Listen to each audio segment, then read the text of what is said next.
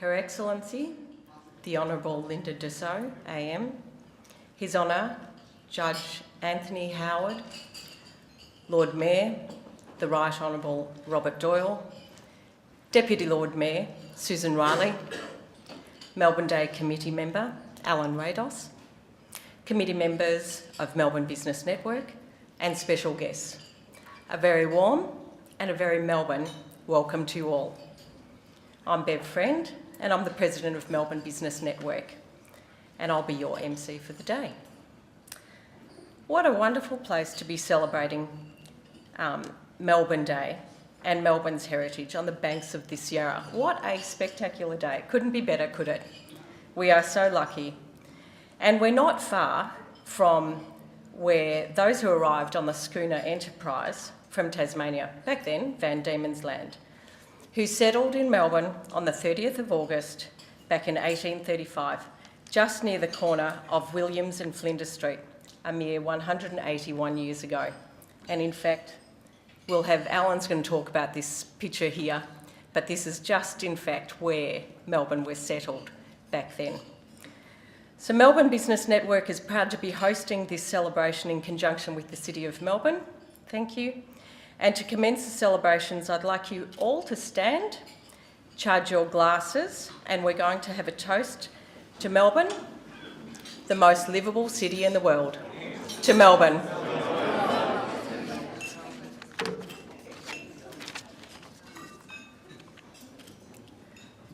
So please be seated, and we're going to have our entree served now. And just a reminder, a tiny courtesy if we can turn our phones to silent. Thank you. I think I should start by saying that many weeks ago, I chose the topic for today, being my first 12 months as Governor, what I've learned about Melbourne. In light of the events of the last week or so, I could probably easily change that topic to simply what I've learned, full stop. But I won't. For one thing, one lunch isn't long enough, and for another, I'm not going to do anything at all to detract from my very, very happy task, which is talking about and celebrating Melbourne Day. I was born in Melbourne, and when I started in this role on the 1st of July last year, I had already lived most of my life until that point in Melbourne. I thought I knew it well.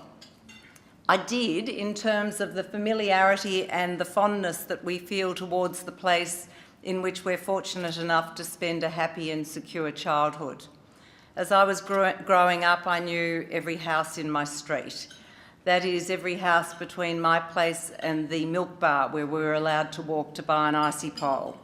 I knew the neighbours, and I knew the paths that we were allowed to ride our bikes on or walk with our friends. And I knew the parts of Melbourne where we visited family and friends and playmates. I knew the landmarks, the museum where Farlap stood. We were there the other day and amazed he wasn't standing in the identical place, of course, in the old one. I knew St Moritz, where we ice skated, ironically enough, to Elvis Presley's Blue Hawaii. I don't know how that worked with the ice. And I knew the local ground where our footy team played, and of course the big hospital where my brother lost his appendix. As a young adult, I came to know Melbourne too from the perspective of a professional life that took me further across our city, not only geographically but figuratively as well. 28 years in the judiciary did keep me largely tied to William Street, but lest you think I formed a narrow viewpoint, I need to emphasise that as a barrister, my horizons had certainly already expanded, as it does when you traverse the suburbs for the briefs that you're lucky enough to obtain. So suddenly, Sunbury, Sunshine, Sandringham and Springvale were all part of my beat as well. And as a family court judge, I sat in cities all around Australia, in itself the best learning tool to learn why I love our city so much. Over the years, I learned more about Melbourne via the community life that exposed me to creches, kindergartens, schools, football, visual and performing arts, as well as hospital and not-for-profit organisations across a range of different groups and interests. I learned too of so many wonderful Melburnians and the contributions that they make. Nevertheless, despite so many years of learning about our city, I was still unprepared for so much of what lay in store for me to learn about it when I became the Governor. First, although I don't really, first what I would want to say in this setting is, although it's not directly on point today, I do need to say too that I've learned so much about our state on a broader scale, of the beauty across our entire state, whether it's standing in the Winton wetlands in Benalla or a vast wheat farm in Horsham, or whether it's watching the ingenuity of some of the social programs like Go Goldfields in Central Goldfields, or just standing in front of those magnificently painted wheat silos in Brim. But today is about Melbourne, and I'm delighted to be able to choose a mixture of things to talk about, in some instances stark, in some subtle, but things that I've discovered about it. Some of them will be very familiar to some of you. I hope that not all of it is very familiar to all of you, or you'll be bored witless. So let's hope there are some things that I can talk about that some of you haven't yet seen in your own experience. The first one, though, is a very stark example, and it's what's happening right here in Melbourne in the area of health and science and biomedicine. I knew that Melbourne boasted a great track record when it came to health and medical research, but in all honesty, being from outside that realm, I'd never quite appreciated the depth nor the sophistication of that research. So in the last 12 months in this role, I've visited and spoken with doctors, scientists and researchers at the Burnett Institute, the Doherty, WeHi, Bio21 and the Florey, and I've toured the Royal Women's, the Children's and, of course, Royal Melbourne Hospital. How could I not have? And I promise I didn't just put that in because I knew I was coming today. I did that right back early in my time. And I've now visited to the state's finest new asset in the Comprehensive Cancer Centre, where the most sophisticated treatment and research can all take place in that one absolutely beautiful building. And I've seen the industry built around the health and medical research done right here in the Parkville precinct, whether it's CSL or a little further afield at Monash 3D. We've had the chance to welcome many biomedical experts from around the world to our state, and the pleasure for me is to hear them proclaim the virtues of our prowess, and they've come here specifically seeking collaborations with us. The leaders of the world-famous Pasteur Institute are a case in point. They have just aligned themselves with the Doherty and with Monash, and already we have scientists who are working between and across those institutions on things like tuberculosis and on superbugs. Right now, as I speak, Melbourne's hosting 4,000 experts in immunology, and Melbourne really is regarded as a world leader in that area. So there was news in this morning's paper, for example, about some of the things that we've been achieving here.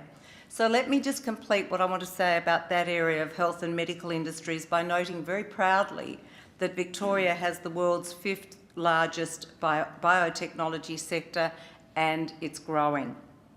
I want to talk to you about good design.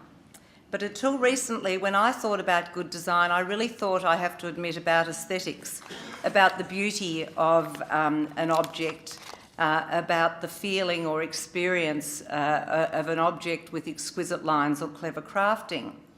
But more recently, as I've been exposed to and been able to explore and learn about and understand Melbourne's design credentials, my appreciation has considerably widened. Not only have I begun to understand the diversity of design and to appreciate the breadth of its impact on our everyday lives, I've also had the opportunity to see firsthand the important role that design plays in driving innovation, in increasing efficiency, promoting sustainability and boosting productivity, to the great benefit not only of our economy but our community more generally too. I've observed the exquisite design of a small device that tests for Ebola cleanly and accurately within 10 minutes at SRX Global. And I've looked, I can't believe that someone with my background can talk affectionately about clever tool and cutter grinders, but I can since I've been to Anchor, one of the winners of the Governor of Victoria Export Awards, and I know we have another very prominent winner here and hopefully others too. But when you see this equipment, or when you see the movie equipment that's made at Blackmagic, where they've revolutionised movie and television production just right close by in Port Melbourne, it really does make you understand why design matters. I've seen the beauty of well-designed social programs too. For example, the fantastic social studio in Collingwood, where they run a fashion label, a cafe and a shop, creating opportunities for recently arrived refugees to acquire skills and join the workforce. And I've seen, I must say, even though I'm trying not to venture into regional Victoria while I talk to you, but I so loved what I saw at the wheat farm I visited in the Wimmera, where the farmer and his sons have improved crop output very considerably by implementing a new approach that ensures that when they're cropping, they reduce the area that's otherwise adversely affected by machinery tracks.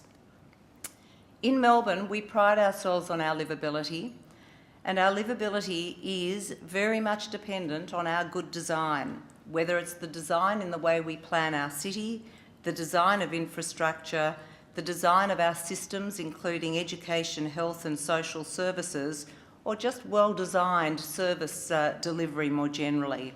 And that's why I've been delighted to see the design skills that I think lie at the heart of the success of our city. So does our capacity for innovation. I've been consistently impressed by the innovation that I've seen in Melbourne in the last 12 months. We know that Victoria is not a state that can rely on mineral resources. We need to rely on smart and innovative thinking to be competitive on the global stage. And we're fostering that with our fantastic Carlton Connect hub of innovation. We have the Melbourne Accelerator program there, where we see the brightest of our bright, and I can see people smiling, so they might be amongst them, who are being incubated and accelerated so that they can more readily develop their products and ideas. I loved what I saw there. I particularly loved the look on the face of the staff when I stood in quite high heels on a sort of skateboard object and everyone just gasped, and so I got off that pretty quickly and went to go and look at something safer, which was an amazing tool that quickly pinpoints the accurate type and dose of antidepressant medication based on a person's own DNA, so that someone's treatment can be facilitated and sped up when they need it most. We have the new science gallery there as well, where young people aged 15 to 25 will be encouraged to study sciences by showing them the creative collision between the arts and science. I don't know about you, but certainly at the stage when I was educated, we were quickly streamed into humanities or sciences. So for me, because I liked to read and write, I was quickly told that sciences were something over there, something other, something that I probably wouldn't be involved in. The Science Gallery opens up to these young people the chance to see the creative overlap between the arts and the sciences, and that's what we're going to need to take our state into the future. I don't think any longer it's good enough to say we believe in STEM, science, technology, engineering and maths. It has to be STEAM, science, technology, engineering, arts and maths, and that's the way we're going to have the greatest impact. There's no question when we know that 75% of the fastest growing occupations will require skills in those areas, that's where we need to focus. How exciting is it that there are only 5 science galleries being formed in the world? There's one already completed in Trinity College, Dublin. King's College, London is underway. Bangalore and Munich are having theirs. Melbourne is the other city on the global scale where we're getting that science gallery. Our innovation, though, is not confined only to the support of our students or our young ones. It permeates every part of our industry and our business and our agriculture. I've already given some examples when I was talking a little earlier about design. Can I talk to you briefly about the arts? I thought I knew the arts, growing up in a city that boasts such a rich artistic landscape and coming from some background in the arts as the president of the Melbourne Festival and trustee of the NGV. But now, reflecting on the last 12 months, I'm just more struck than ever by the variety within our creative industries and the centrality of the arts in the life of people in this city. I could list the arts events that I've attended in the last 12 months, but I won't. It will take too long, but I can say it just traverses an enormous range of activities, an enormous range of genres, and an enormous range of festivals that we put on so brilliantly. Let me reflect on a couple of highlights. The very day or the very evening after I was inaugurated as Governor, I attended a performance by the Victorian State Opera. It was wonderful. It also enabled me to say at the event afterwards when I spoke, hand on heart, that it was, without any doubt at all, the finest performance I'd attended at that stage as Governor of Victoria. I loved laying the foundation stone at the Australian Ballet School's Marilyn Rowe House very soon after that. I loved what it represented. This is a crucible of the dancing talent of Australia, being nurtured and educated and grown right here in Melbourne. And these are the young ones that with that help and with that support will dance their ways across this country and across the globe. I loved seeing the generosity of I've loved seeing the generosity of many philanthropists, but in particular let me mention Kerry Stokes and his wife Christine Simpson when it comes to that exquisite Rothschild prayer book exhibition at the Ian Potter Museum. It was just magnificent, and to think that it was enabled entirely because of people's generosity made it even the more beautiful. And I love the fact that it's our gallery that has hosted the Warhol Weiwei and now the Degas Winter masterpieces. It's why, when we are a relatively small country in terms of population, on the other side of the world from many of the traditional galleries, that our gallery is the 24th most visited gallery in the world. What a remarkable achievement.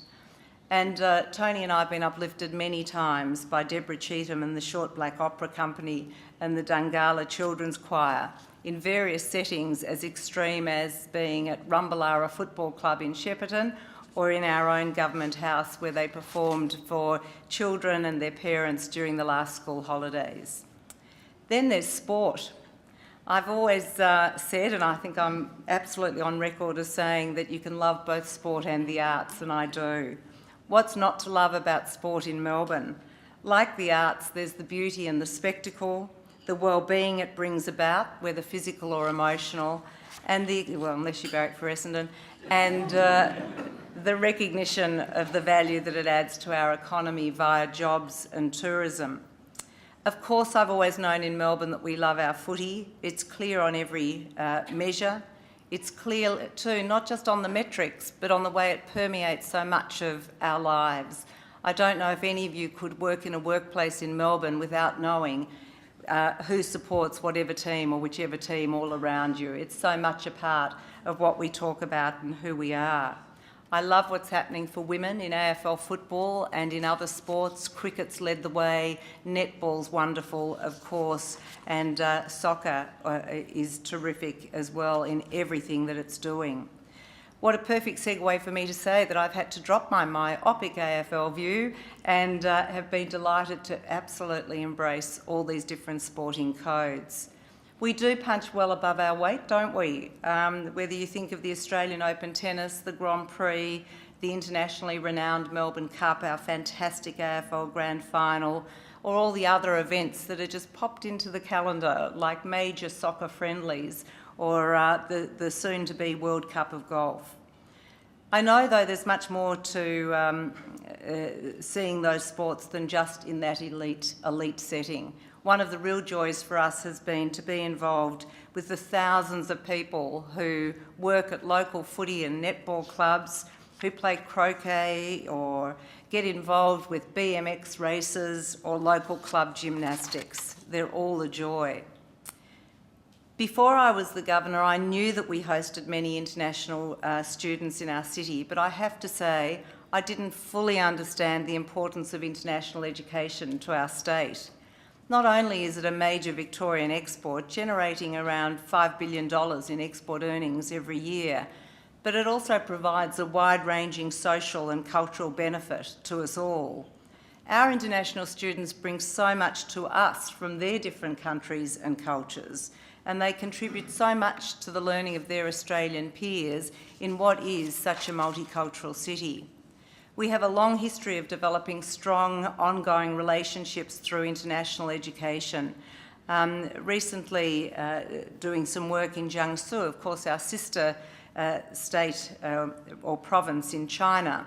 Now that relationship is 37 years old and a very, very solid and important one.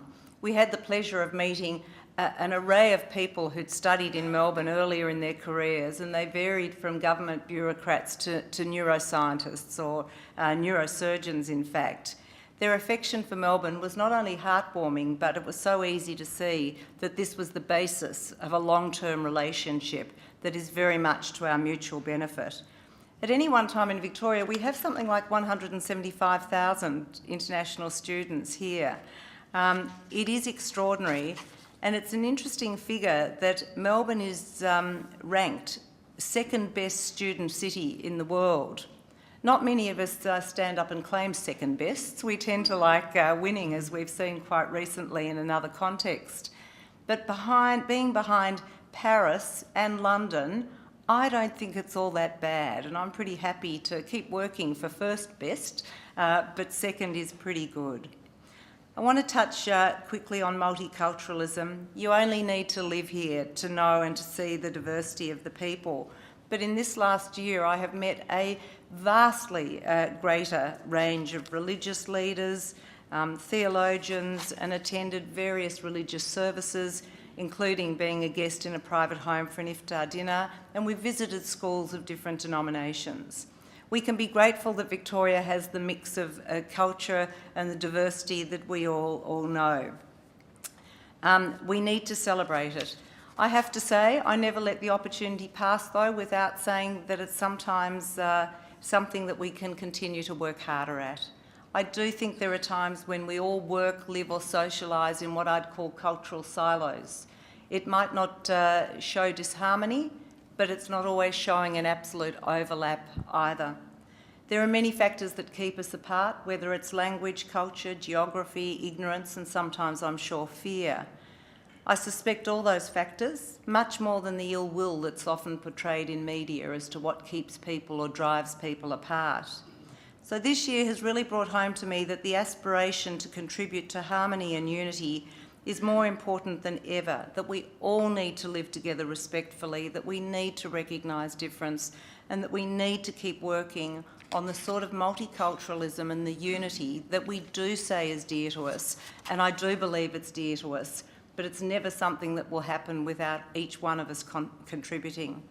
If I'm talking about contributing, let me talk super fast before I let you eat about volunteers. I'd seen them throughout my life. I had no idea of the magnitude and the reliance that we place as a city on our volunteers. Of course, they give their time to sporting clubs. Many of you in this room would do the same, and schools and hospitals. Amongst you collectively, I'm sure there's every sort of volunteer that you can imagine. Even this morning, I was doing some reading at Vision Australia. It was an interesting experience for a governor. I did it because we try to keep volunteering. I really wasn't needed there. I did it, and I'm sure it was lovely, but they had so many volunteers who turn up every week to read the news to vision impaired people. They're not short of them. Nor were they short of volunteers when we were on the Vinnie soup van. We were working on the Vinnie soup van on a freezing cold winter's night, we did one, with people who've been doing it for 20 or even 30 years, one night every week. That's what I know is happening in our community. There are lots of facts and figures about how we depend on volunteers, but the generosity of spirit is the part that's not captured as easily. So let me conclude by saying it's a privilege to be discovering these things, and I look forward to discovering more, knowing that if that's what I've discovered this year, there's plenty more to keep on discovering. Let's say that we should all continue to work together to promote all those things I'm talking about and all the ones I haven't. I'm utterly convinced that there is no single rule, no regulation, no law, no government, no council and no leader who alone can keep making Melbourne great. It really is something that we all need to do together. Thank you so much for the organisers of today. Thank you for promoting Melbourne Day, and I wish you all the best. Thank you very much.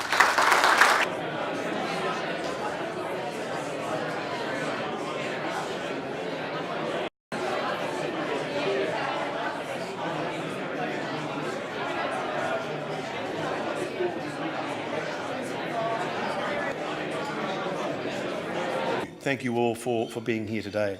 Let me first acknowledge the traditional owners of the land upon which we meet today, the members of the great Kulin Nation, and pay my deep personal respects to their elders past and present, and thank their elders, particularly those of the Boonwurrung and Wurundjeri, and we're right between their lands here, for the work that they do throughout our community as we meet here today. As we celebrate Melbourne Day, we should remember we're a very young city, founded just down the river here at William Street, as Bev said earlier, in 1835. So a very young city. But I think we should be proud that our First Peoples are the oldest continuous culture in the world, and I like to celebrate that at the start of speeches. As I say, I want to thank our Governor for her 2016 Melbourne Day Oration. More of her address later, because I want to pick up a couple of the points that our Governor made. We have come, although we're a young city, a long way in 181 years. A little settlement on the Yarra, represented here in this wonderful piece of art, to what I would like to think is a very sophisticated, forward-thinking, vibrant, sustainable, prosperous city, recognised globally as a very desirable place to live. Have I mentioned yet that we've been voted the world's most livable city for 6 years in a row? If I haven't, that's been most remiss of me.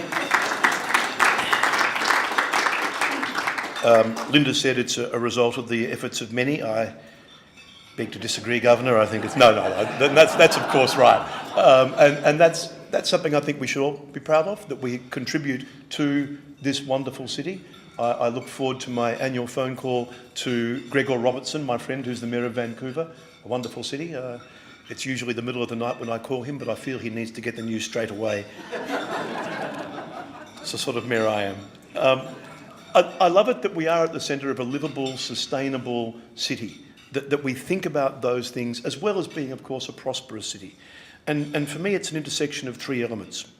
What's there, and that's our natural environment as well as the built environment, and I think we do have some challenges there about our built environment and what we want it to be. Who's there, and that's probably the most important part, the people who make up our great city, and what's going on in our city. And as the Governor said before, we're certainly blessed with things that are going on in our city, sometimes right under our noses, quite remarkable stories, and stories that are worth telling. I think if we get those things right, the built form, the right type of development, we get that probably overused word, vibrancy. Best summed up by my friend Jan Gell when he says, cities are for people. And that's such a simple sentiment, but it's true. If you have that at the heart of the decisions you make, you get your city right. Cities are not for motor cars, they're not for buildings, they're for people. And that's the decision making I think we need to get right. I think there are two reasons that's important. The first is, when you think of that prosperity, and cities do need to be prosperous, I know it seems anomalous at the moment that we are such a prosperous city, and yet we see some of the most vulnerable people homeless on our streets. It's something that Major Brendan Nottle wrote about this morning, talking about almost a parallel universe. And that makes you feel sometimes a sense of shame. But I see it as a sense of opportunity as well. If you want to do something for those people who are vulnerable and homeless, then you need to be a prosperous city. You just need to apply that prosperity to the problem that's in front of you. So that's why prosperity is important to me, not of itself, but because it's a tool by which you can do things. And secondly, our ability to attract and retain the best and the brightest, creative people. And the Governor spoke about some of those stories that we don't hear that often. I've heard some from Travis today about his business, and I'm sure there are many of those stories here today. I think we're blessed with a central core that brings together, again, as the Governor said, it brings together commerce, education, health, sport, cultural, residential areas, and all of them can be accessed by foot or by bicycle, in a car, on free public transport, within the CBD grid anyway, and even 24-hour public transport every weekend. And that's one of the reasons, that sort of mix of things, that we get rated so highly, whether it's The Economist or whether it's global city indexes, that we do rate highly each time. I like to think that we're a very cool city. a very urbane city, a very sophisticated city, a very creative city, a very intellectual city. That's the way I like to think about our city, something to live up to in that way.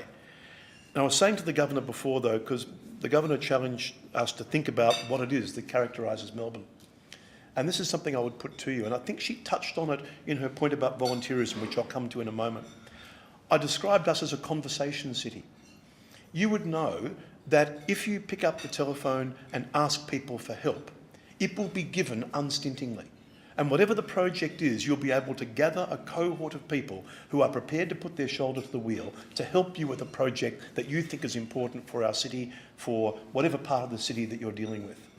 I also said to the Governor, that's a great thing to be a conversation city, and it's a great thing to be able to pick up the telephone. But just remember, when you do that, the telephone will ring for you one day too, and you better make your contribution to that conversation city. If you want something done in our city, there are plenty of people that will help you to make it happen. And I think Her Excellency spoke about those characteristics. That's one of the things that we do during Melbourne Day. We celebrate the people who have made our city what it is. If I could come back to the Governor's speech for the moment, Governor, you certainly covered the field. I've started making notes to comment on that, and I've gone down the side and across the middle and down the back again. But again, just let me cover a few of the things that the Governor mentioned. She spoke about the medical and biotech area. And that's something we should be very proud of. I'm very proud of the Doherty, which is a part of Melbourne Health, which I've now chaired for over 9 years. But isn't it interesting, when we had to get for that centre of world excellence, because that's what it is, we had to get a leader for that institute which bears the Nobel laureate's name. And we looked around the world. And where did we find the world's best expert? Just across the river at the Alfred. And Professor Sharon Lewin, to me, is one of the great heroes of scientific research in our city. A worldwide search, and there she was, 5 kilometres away. The Governor spoke about design and innovation, and it's no coincidence, and the Deputy Lord Mayor is deeply involved in this, the way we've grown Melbourne Spring Fashion Week, which kicks off on Friday night. And that's a... It does, I promise you. But one of the things we're proud of there is that, you know, sometimes I see these runways and you think, that's fancy dress, not real dress. You know, you couldn't wear that, not without getting arrested anyway. But what you see in Melbourne Spring Fashion Week is 85% Melbourne and Victorian. Everybody, the designers, the models, the retailers, and we like to make it a celebration of our design. And that's just one end. At the other end of design and innovation, I had the pleasure to launch immediately before President Obama did it on YouTube. He got slightly more hits than I did, as I recall. But two of our young scientists, a doctor and an engineer, have invented a thing called the stentrode. And President Obama will explain it much more eloquently than I can, but look him up on YouTube talking about the stentrode. Why is it important? Well, you know what the bionic ear does, and we're very close to developing a bionic eye. The stentrode, for the first time, reads brain impulses and gives us the possibility of giving movement back to people who have been permanently crippled. It is a bionic spine, and it's this elegant little design from here in Melbourne. And I look at that whole spectrum, from the fashion of Melbourne Spring Fashion Week through to the innovation of the stentrode and everything in between.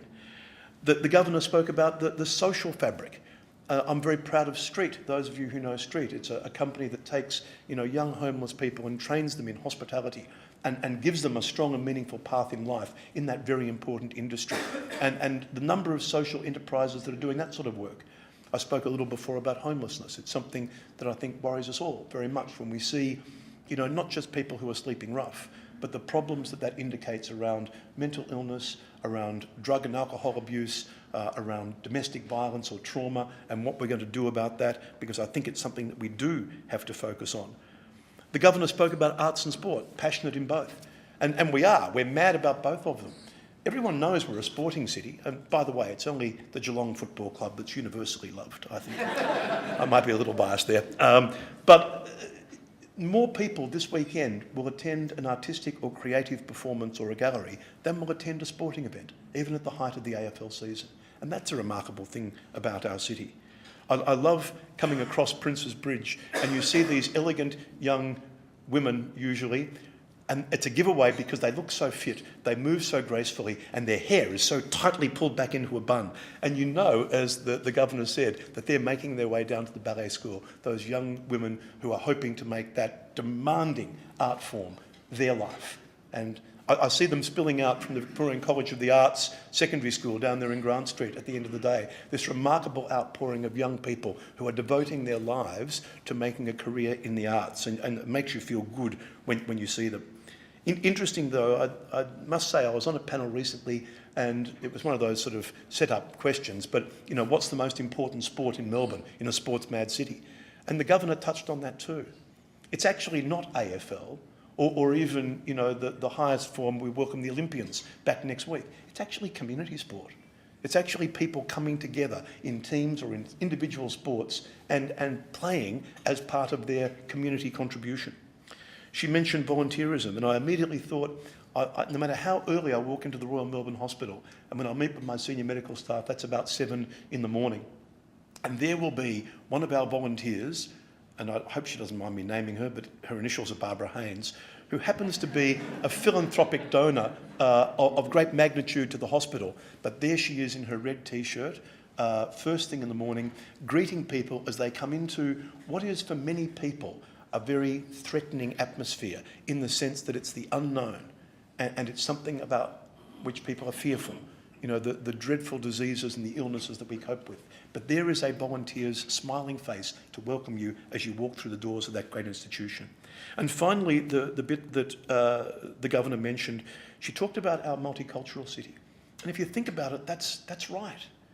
You know, if you think, founded only in 1835, we've all come from somewhere else. We come from 200 different nations. We speak 220 different languages and dialects. We practice 105 different faiths. And yet somehow we're one Melbourne. And that is so remarkably precious. And there are so many stories there to tell. My own great-grandfather came here from Ireland.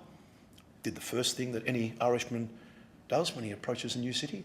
He opened a pub on the corner of Swanson and Little Bourke. He was mayor here in 1861, so presided over the first Melbourne Cup. And I feel that very deeply, that we've come from different places. When I have the honour to do citizenship ceremonies, I actually say to people, and they come usually, you know, about 100, 120 at a time, and they'll typically come from 40 or 45 different countries, and I say to them very deliberately, we do not want you to set aside your cultural and national heritage. We're delighted you've made this remarkable journey to become Australian citizens. But remember, the best thing you can do for us is to bring to that Australianness your own country of origin and its culture and its habits as well. And they do. When the governor and I watch the Australia Day Parade, which is a remarkable parade, and if you haven't been there, please get to the Australia Day Parade. There's all the national parades. There are some groups that you've never heard of, as the governor was talking about. My favourite is the Shirleys. They're a group of women of a certain age whose name is Shirley, and that has brought them together. And believe me, they're a very successful club, but that is the glue that holds them together. But you'll also see national groups proudly in national costume, proudly waving Australian flags. And I think to myself, that is a remarkable thing about our city. My final point to you is this. I've had the honour of doing a number of orations about the founders of our city. And the story of many of them is very well known to you. Not just the Redmond Barrys and the John Monashes, not just the remarkable Robert Hoddle, who gave us that beautiful self-orienting grid, or our first governor, Latrobe, who set down the beautiful gardens that are the hallmark of our city. What wonderful foresight that was for both of those towering figures at our origins that give us things that we enjoy today. But I'd also come down to more contemporary figures. I was saying to the governor, a prophet's not often known in his or her own land. Professor Rob Adams, who for 30 years has been shaping this city in a way that makes it the city that it is. If I think about all of those people, they gave us the keys to our city.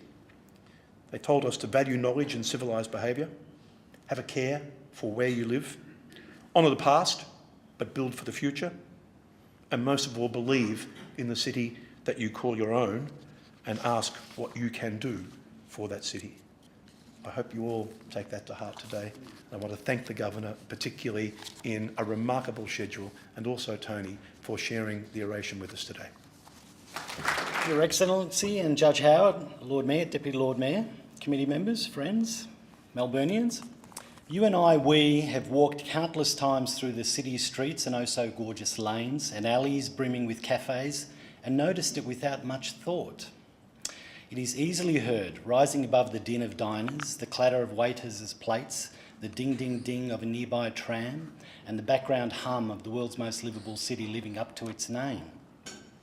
Like the roar of a blockbuster MCG crowd, the cry of a Vic Market grocer, or the screech of the 96 tram turning into Burke Street, it quickens the pulse of every Melburnian. You often hear it before seeing it, and all over the city, at all hours of the day. It's the hiss of the espresso machine, that symbol of Melbourne's culinary renaissance, the city's ever-flourishing love affair with all things food and drink. It's that special sound of Melbourne, inescapable everywhere you go. If Melbourne was a person, she would definitely be a foodie. A glamour puss, shopaholic, sports mad, cultural bon vivant, all in one, marching on her stomach. She would forever be seeking the next stylish yet unpretentious place for lunch, dinner or latte, an executive by day, but sassy at night. I often think that the first settlers did when they arrived aboard the Enterprise 181 years ago was step ashore and fire up their cappuccino machine. Then take a cat selfie, as in cat meow, and post it online, hashtag take that Sydney. Because yes, the story is true. There was a cat aboard the Enterprise. No, they didn't come chasing Pokemon Goes. Hedley Elliott, who started Melbourne Day Committee, Hedley's here today, to set the record straight about Melbourne, can confirm that the pregnant Mary Gilbert, one of the first settlers, brought with her a cat who we have dubbed Gilbert, the Tassie Tabby. He's a bit of a poster boy for Melbourne, and you'll hear more about him in the next week and in future years. Cats were particularly useful in those days to help keep ships and dwellings free of rodents. Today, alas, they're internet royalty. The settlers also brought supplies to help establish a settlement. Records show the store included 2 horses, pigs, poultry, dogs, trees, seeds, food, and of course rum. See, a city marching on its stomach from day one. The settlers were forced to be creative and an innovative lot. Indeed, that trait continues today. It is what has defined us. A city founded by enterprise 181 years ago and built on enterprise in those 181 years. Although we're known around the world today, we had a slight identity problem at the start. Here are some names you might not know we almost had. Batmania, Bear Brass, Bearport, Doutagala, Bear Heap, and most popularly, the settlement. The first official name proposed was Glenelg, but this too was overruled, and 1.5 years, 19 months after the first settlers stepped off the Enterprise, the township that sprung up on the north bank of the Yarra got its name Melbourne. They might have struggled to name her, but today and this week on her 181st birthday, boy is this city turning heads. She's flourished into one of the world's best dressed, best mannered, best looking cities, bursting with pride. Most livable, most walkable, most welcoming, most friendly, most lovable.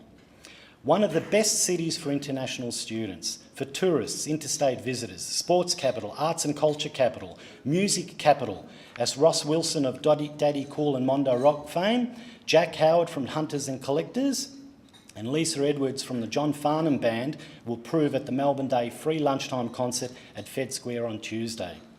We're all about food and fashion, lanes and arcades, festivals and events, culturally diverse, tolerant, cosmopolitan.